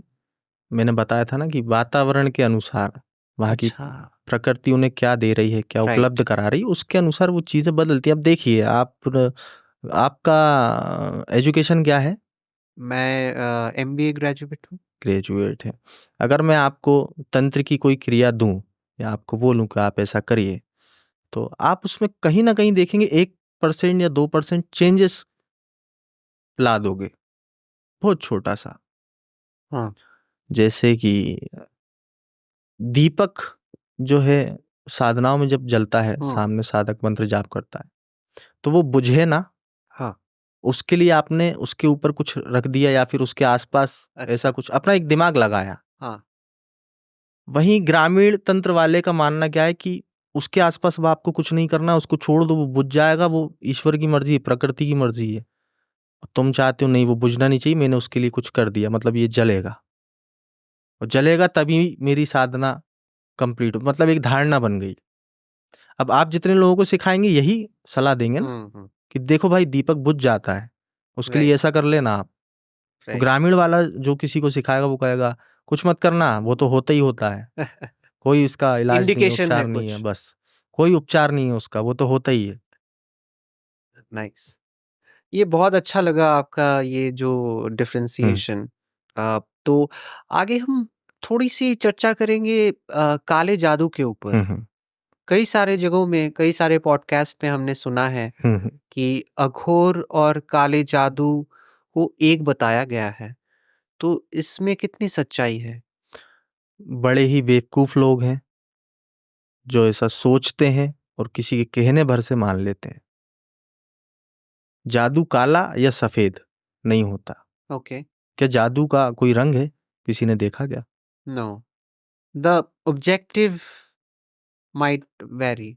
अब आप कहते हैं कि कोई ओघड़ या घोरी काले वस्त्र पहनता है, तो मतलब वो नकारात्मक चीज़ों से परिपूर्ण है, नकारात्मक शक्तियाँ उसके पास या किसी का गलत करेगा। तो फिर एक बार आप उन लोगों से जाकर मिलें, जिसका हम अच्छा करते हैं राइट। और आप ऐसे लोगों को ढूँढो जिसका हमने बुरा किया हो, किसी के कहने से या फिर कुछ भी। हुँ, तो आप पाएँगे कि मेरे लिए तो ऐसा कोई नहीं मिलेगा आपको कि मैंने किसी के लिए कुछ बुरा किया। तो जादू अगर बोलते हो आप जादू नाम देना चाहते हो तो मेरा जो जादू है या मेरे गुरु हैं जो या मुझसे जुड़े जितने भी लोग हैं, मेरे गुरु भाई हैं, मेरे दोस्त हैं, जो इस फ़ील्ड में हैं, तो वो सब अच्छा ही तो कर रहे हैं सबका। अगर जादू ही काला है, तो हुँ, अच्छा तो होना ही नहीं चाहिए किसी से। ये ठीक है ऐसा है, काला-सफ़ेद जैसा कुछ नहीं होता, ये तो लोगों की धारणा है। एक तलवार है आपके पास, तलवार को कह लो आप जादू। अब इससे आपके ऊपर निर्भर करता है करोगे क्या। तो इंसान जो कि जादू करता है या फिर मैजिक करता है, वो डिफाइन करता है कि क्या होगा, वो काला जादू कहलाएगा या फिर वाइट कहलाएगा। हालांकि अघोर तत्व के अनुसार ऐसा कोई डिफरेंशिएशन है ही नहीं, क्योंकि उसके लिए कुछ अच्छा ना कुछ बुरा। तंत्र तंत्र है, क्रियाएं क्रियाएं हैं। राइट। बस आपके ऊपर है, आप उसे उपयोग में कैसे ला रहे हो, किसके लिए ला रहे हो। Right right. तो जैसे कि हम काले जादू के बारे में अभी बात करें, ब्लैक मैजिक, तो दुनिया भर में हमने जहां भी ब्लैक मैजिक की चर्चाएं सुनी है या फिर बात करी है किसी से, शैतान का नाम बहुत आता है। तो अघोर में शैतान की क्या दर्जा है? व्हाट इज शैतान? और लाइक, देखिए, शैतान इंद्रियों के खेल को कहा गया है। इंद्रियों का जो खेल होता है वो शैतान है। और इंद्रियों के वश में जब व्यक्ति बुरी तरह फंस जाता है, इस माया जाल में बुरी तरह फंस जाता है, तो जो उसकी हम कह सकते हैं दृष्टिकोण फिर उस व्यक्ति का जो बनता है, वही शैतान है। तभी कहते हैं ये शैतान के वश में है। अच्छा, ये किसी की नहीं सुनेगा, उल्टे काम करेगा। So do we have anything like Satan sadhana or something that we can manifest this state of mind in the physical world? अब देखिए, तंत्र है तो ये इस बात से इनकार नहीं किया जा सकता कि कोई शैतान को बड़ा पूजता था, उस तत्व को बड़ा पूजा उसने, और ठीक उसकी प्रवृत्ति वैसी। अब वो मर गया, राइट। अब वो प्रेत योनि में है, उनके किसी बुरे कर्मों के चलते। राइट। प्रेत योनि में अभी अटका हुआ है, कुछ साल अटका रहेगा। अब कोई शैतान साधना करता है तो वो वही प्रेत अब उसके साथ जुड़ जाएगा। तो साधना करने वाले के लिए वही शैतान है अब। ओके। क्योंकि उस प्रेत की पहले से क्या मानसिकता थी, उसने क्या बना रखी थी, राइट। वही उस हिसाब से अब वो चलेगा। तो करने वाले को हाँ मैंने शैतान को बुलाया, ये वाकई उल्टा चलता है, उल्टी सलाह देता है। So that means there's no entity as shaitan, but it's like a mindset, like Aghor Tattva. This is shaitan tattva, Satan essence. Very nice. क्योंकि आप देखोगे तो सनातन में ऐसे किसी शैतान की बात नहीं हुई है, क्योंकि मैं बता रहा हूँ ना कि सनातन को लोगों ने जाना नहीं है, जानना चाहते भी नहीं, क्योंकि हमारे ही लोग उसको जानने नहीं देना चाहते किसी को। घर का वेदी लंका ढाए। ऑलराइट। मतलब ऐसा क्यों? लाइक ये जो एंटी सनातन जो आप बोल रहे हो, लाइक हमारे ही लोग इसे जानना। इन्हें धर्म से मतलब नहीं है, इन्हें मतलब है अपनी पद से, अपने प्रतिष्ठा से। राइट। और बचपन से ही एक सोच धारण है, जब बिल्कुल खून में बस गई है कड़-कड़ में, तो उसको कैसे निकाल दोगे आप किसी के? And like while we are speaking about this movement against Sanatan, and maybe in some religions, कई धर्मों में ऐसा कहा गया है end of times. So as per Sanatan, how is this going to be the end of times? And also I have heard about the Chiranjeevis, right? So what's the role that they are playing? जहां तक मैं जानता हूं कि जो चिरंजीवी हैं वो सभी इस समूचे ब्रह्मांड को चलाने वाली शक्ति के निर्देशों का पालन करते हैं। ओके। और उन सातों का काम है ऊर्जाओं को संतुलित रखना, और जो बदलाव हो रहे हैं उन पर ध्यान रखना, और उनकी व्यवस्थाओं को संभाले रखना। Okay. So basically balancing things out, like you mentioned initially about Tantra. So it balances out all the energies. So the role of the Chiranjeevis is to balance out all the different aspects of energy, right? Shakti. Okay. So, I mean, Hanumanji is one of the Chiranjeevis that I have heard about. But what about the others? We haven't heard much about the others that is there in the list. Why is Hanuman, worshipped across the subcontinent. क्योंकि उनकी कथा लोगों के बीच बहुत ज़्यादा प्रचलित हैं, उनके किस्से बहुत ज़्यादा प्रचलित हैं। रामायण सबसे बड़ी वजह है। अगर Right. रामायण ना होती तो हनुमान जी को शायद इतना महत्व नहीं दिया जाता All right. जितना कि बाकी के 6 चिरंजीवियों को नहीं दिया जाता है। But let's talk about Ashwathama. So hmm, he is part of Mahabharata, hmm, which is very famous as hmm. well. So why don't we, see people worshipping Ashwathama?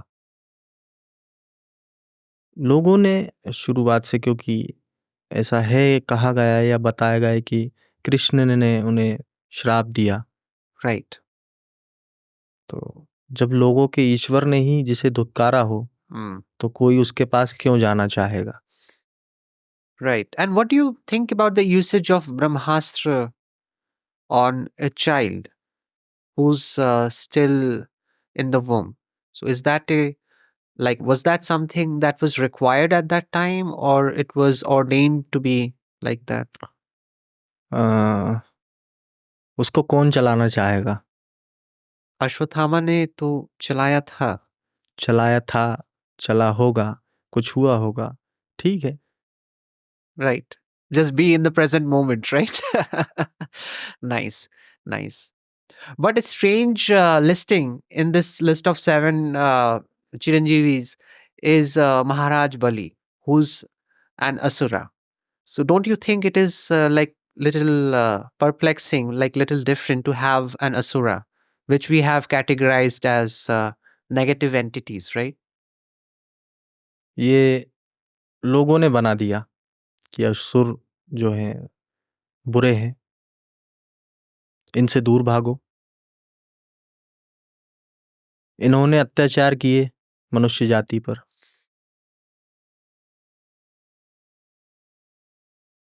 मैं ये कहता हूं कि भारत देश में महात्मा गांधी के समर्थक कितने हैं आप जानते हैं। जी। उनकी हत्या करने वाले नाथूराम गोडसे जी के कितने समर्थक हैं आप जानते हैं। किसके समर्थक से आप पूछते हो कि कौन गलत था तो आरोप किसके ऊपर जाता है। ऑपोजिट के ऊपर। तो देवताओं के समर्थक असुरों को बुरा कहते हैं, असुरों के समर्थक और खुद असुर जाति उन्हें बुरा कहती है। ऐसा बिल्कुल भी नहीं है। असुरों के बड़े बड़े दांत होते हैं, सर से सींग निकले होते हैं, वो भयानक दिखते हैं। वो उतने ही सुंदर है जितने देवता सुंदर है। सेम लिनिएज तो है ही। बस उनकी एक ही बात है कि क्यों क्यों कोई ये निर्णय ले रहा है कि हम नीचे रहेंगे आप ऊपर रहेंगे। मतलब अघोर तत्व से काफी मिलता जुलता है। बिल्कुल। असुर की जो हम कह सकते हैं सोच, जीवन शैली एकदम सामान्य रही हमेशा से ही। अब समय के साथ साथ ऐसे असुर आए जिन्होंने हिंसा का रास्ता पकड़ा। असुरों ने काफी समय तक शांतिपूर्ण तरीके से इस मसले को सुलझाने की कोशिश की और लोग मानना नहीं चाहते। केवल असुरों को ही वो कहते हैं कि नहीं देखो मैं बता सकता हूँ कितनी सारी कथाएं, कितने सारे इंसिडेंट्स है कि यहाँ उन्होंने गलत किया था उसके साथ उसके Right. साथ उसके साथ। तो अगर निकालने पे आए तो देवताओं के भी न जाने में कितने निकाल सकता हूँ। और आपकी ही जो किताबें हैं जिन्हें आप उन्हीं में ग्रंथ कहते हो, वर्णित है। पुराण कहते हो, उसी में वर्णित है। मैं खुद से कुछ नहीं बना रहा हूँ ना लिख रहा हूँ। राइट। तो जब हम चर्चा करते हैं रामायण की, ये जो राक्षस कुल है, रावणा जो कुल है उनका, तो इसमें क्या डिफरेंस है एक असुर और एक राक्षस में? क्या वो सेम गोत्र एक के ही हैं? बात है। देखिए सबसे पहले ये समझिए, असुर जैसा कुछ ऐसा नहीं कि वो एक जाति है। असुर एक सोच है। ओके। और मैं तो ये कहता हूँ लोगों को, हालांकि ये बात हजम नहीं होती कि असुर और अघोर एक है। अच्छा। मैं ऐसा बोल देता हूँ तो लोग, अरे आप ये क्या बोल रहे हैं, पागल हो गए हैं क्या। अ, कई अघोरियों से जब मैं मिलता हूँ, मेरे मुझसे ऊंचे दर्जे के जो हैं वो मुझे डांट लगा देते हैं कभी, और जो छोटे होते हैं वो दूर हट जाते हैं हम्म। कि नहीं आप बिल्कुल गलत बात कर रहे हैं। क्योंकि अब यहाँ समझिए, केवल शब्दों से समझिए, असुर का मतलब है जिसमें कोई सुर नहीं है। सुर का मतलब क्या है? कोई ढंग ढोल नहीं है किसी चीज का, कहाँ बैठ के खाना है, किससे कैसे बात करना है, कैसी वेशभूषा रखनी है। मतलब अनस्ट्रक्चर्ड है, केओस है। ठीक है, घोर। मेरे अंदर कोई घोर नहीं है, सब कुछ मेरा है, जो कुछ है मैं हूं। मुझे मेरे बाल नहीं काटने, मैं नहीं काटूंगा। मुझे मेरे नाखून नहीं काटने, नहीं काटूंगा, क्योंकि ये मेरे हैं। मुझे परेशानी नहीं हो रही है ना, नहीं कटेंगे अब ये। राइट। मेरी दाढ़ी है, मुझे तकलीफ नहीं दे रही है, और अगर दे भी रही है तो मुझे ये अच्छा लग रहा है या मैं सह सकता हूँ, तो अब मुझे इसे नहीं करो, क्योंकि ये बढ़ रही है ना, बस बढ़ रही है, अपने आप बढ़ रही है, मेरे ना चाहते हुए भी ये। Natural state. It's it's a natural हाँ, स्टेट तो टू असुर बस यही है। तो अघोर और असुर को हम एक ही कह सकते हैं। अच्छा, nice. And this Rakshas, hmm. is that part of this Asur mind state? राक्षस को देखो नाम इस प्रकार दिया गया कि जो आसुरिक योद्धा थे, आसुरिक बुद्धि वाले जो योद्धा थे, योद्धाओं को राक्षस नाम दिया गया कि वो रक्षक हैं किसी चीज के, एक आसुरी मूवमेंट के रक्षक हैं, या फिर लड़ाकू हैं, या लड़ाके हैं, Right, या फिर वो कुछ निर्णय लेते हैं, right. तब उन्हें राक्षस की उपाधि दी गई। So basically, army of हाँ, the Asur movement. हाँ, आर्मी, आर्मी के ऑफिसर्स। Right, generals, captains. ठीक वैसे ही। So, like, is there a kul that originated from there, or we have different people joining army? Like in India, we anyone can join the army, right? Was that similar in ठीक case of वैसे ही है, Raksh? क्योंकि देखिए ऐसा कहा जाता है कि असुर अलग थे, देवता अलग थे, जबकि दोनों ही एक थे। जब तक उन्हें देवता उपाधि और असुर उपाधि नहीं दी गई, तब तक वो एक थे। दो बहनों से जन्म लेने वाले दो अलग अलग कुल अलग नहीं थे, एक ही थे। Right. पिता तो सेम ही थे, हम काश्यप। दिखने में सेम थे, वो हाँ, रूप रंगत सब कुछ सामान्य थी, बदलाव केवल सोच में था। और देवताओं की तो कोई सोच थी ही नहीं, क्योंकि उनको बस आते ही, अस्तित्व में आते ही उनको सब चीजें सौंप दी गई। सौंप दी गई तो ठीक है, उन्होंने कहा सब अच्छा है, बढ़िया है, ठीक है। असुरों को फिर यहाँ लगा कि नहीं, ये क्या है, हमारे लिए क्यों नहीं। बात यहाँ आती कि देखो भाई, दो ही चीजें हैं तो बटेगी दो ही जगह। अब बात यहाँ आती, ठीक है, दो जगह बांट रहे हो तो ऐसा कर लो, 6 महीने मुझे, 6 महीने आपको। अब उस चीज में जब एग्री नहीं हुए सब, तब यहाँ पर बात बिगड़ी थी कि क्यों नहीं। अब तो ये तो एकदम बीच का रास्ता है ना, जब हम में कोई फर्क नहीं है, कोई फर्क नहीं है हमारे अंदर। अब देखिए, पुराणों के ऊपर चले जाओ, कथाओं के ऊपर चले जाओ, तो फिर 17 बातें हैं कि ये गलती हुई थी, इसलिए इस प्रकार की बुद्धि वाले संतानें पैदा हुई थी, या फिर बहुत सारी चीजें हैं गुमराह करने वाली। क्योंकि सवाल उठते हैं तो जवाब देना होते हैं, और बहुत पहले समय से सवाल न जाने कब उठे होंगे, तो कुछ जवाब दिए गए हैं। राइट। भले ही वो तार्किक नहीं थे, बिल्कुल बेकार से थे, कहानी नुमा। जी। तो अब हम पॉडकास्ट के अंत तक आ गए हैं। मैं एक ही चीज से इसको समाप्त करना चाहूंगा। आप हमें बताएं कि आपका इस जीवन का उद्देश्य क्या है? मेरे जीवन का कोई उद्देश्य नहीं है, क्योंकि अगर मैं अपना कोई उद्देश्य निर्धारित कर लूंगा, तो फिर मुझे मुझसे जुड़े लोगों को भी कोई ना कोई उद्देश्य ही देना होगा, क्योंकि वो मुझसे पूछेंगे आपके जीवन का उद्देश्य तो हमें मालूम है, अब आप हमारे जीवन का उद्देश्य बताइए। तो किसी के जीवन का कोई उद्देश्य नहीं होता है, बस ये बोल सकते हो कि आप करना क्या चाहते हैं जीवन भर। इसे हम उद्देश्य नहीं कहें, उद्देश्य पूरा होता है एक समय पर आकर। तो जो मैं करना चाहता हूं वो कभी पूरा नहीं होगा, ये मैं जानता हूं। तो जितना हो सकेगा लोगों को धर्म के प्रति जागृत करना है, जीवन का जो सत्य है वो ही जाने, जानते हुए अपनी जीवन शैली को आगे बढ़ाएं, व्यतीत करें अपने जीवन को। सत्य को पहचाने। हाँ, और ये फालतू की चीज़ें अपने दिमाग से हटाकर आगे बढ़ें।